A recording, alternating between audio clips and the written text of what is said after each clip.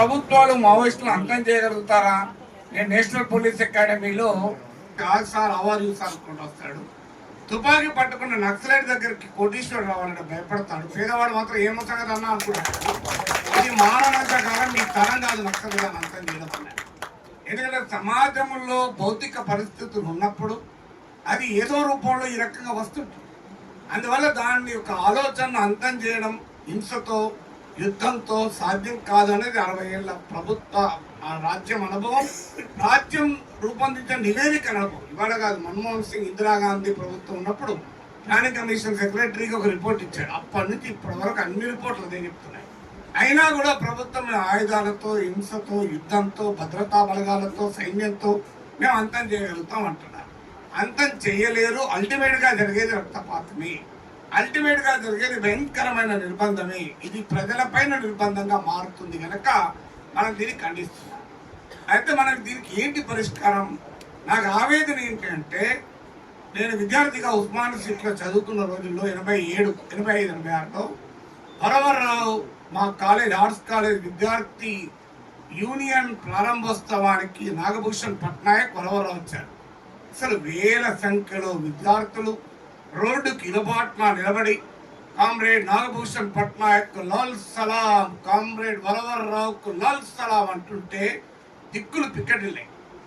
అక్కడ కట్ చేస్తే వరవర్రావు ఇంటి మీద దాడి చేసి 80 ఏళ్ల వయసులో ఇక ఆయన ఇప్పుడున్న సామర్థ్యం ఏంటి, ఆయనను అరెస్ట్ చేసి పట్టుకెళ్తే 50 మంది లేరు అక్కడ. ఏంటి, ఏం మారింది? ఈ ప్రశ్న నిజాయితీగా వేసుకోకుండా ముందుకు పోగలమా? పరిస్థితులు మార్చలేమా? ఈ ప్రశ్న నుంచి మనం ఎందుకు పారిపోతున్నాము?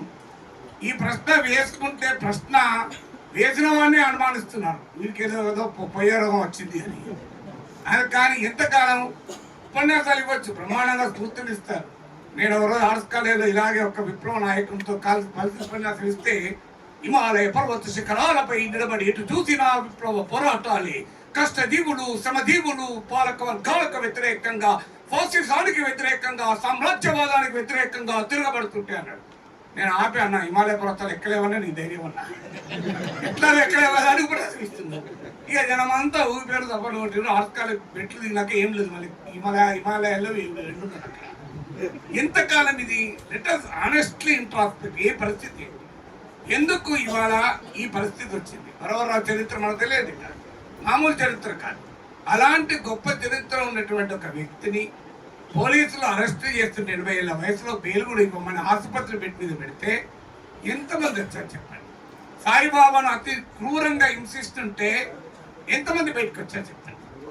సో అరగోపాల లాంటి వాళ్ళ మీద కేసులు పెడితే సో ఎంతమంది వచ్చారు? అరగోపాల పోలీసులకు కూడా క్లాసులు చెప్పాడు, న్యాయమూర్తులకు కూడా క్లాసులు చెప్పాడు.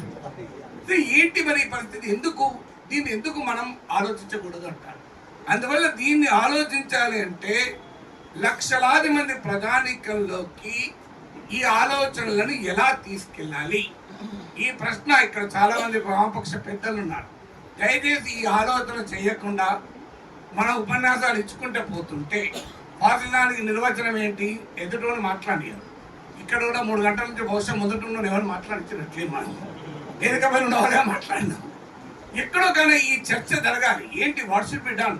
తలుపులు మూసే చర్చిస్తామా? మీడియా లేకుండా చర్చిస్తామా? ఎలా చర్చిస్తాం? ఒక హానెస్ట్ ఇంట్రాస్పెక్షన్ జరగాలి. లక్షలాది మంది జనంలోకి మన ఆలోచనలను ఎందుకు తీసుకెళ్ళకూడదు? ఎందుకు తీసుకెళ్ళాలి? కారణం ఏంటి? మనము ఎవరిని మిత్రులుగా చూస్తున్నాం, ఎవరిని శత్రువులుగా చూస్తున్నాం. పొరపాటున వాడు దేవుని నమ్మితే వాడు శత్రువు, వాడు మతాన్ని విశ్వసిస్తే శత్రువు. దేవుని నమ్మిన మతాన్ని విశ్వసించిన ప్రతి ఒక్కడు శత్రువు. ఈ ఆలోచన ఎందుకు ఉంటుంది? దేవుని నమ్మిన వాళ్ళలో కూడా అనేక మంది భావాలు ఉండొచ్చు. సో దేవుడిని నమ్మిన వాళ్ళలో కూడా అది చాలా మంది తెలియదు. నేను ఈ మధ్య ఒక దైవ భక్తుల సమావేశానికి వెళ్ళి ప్రశ్నించడం పైన మాట్లాడుతూ మార్క్సిస్టులు అన్నాడు, లెనిన్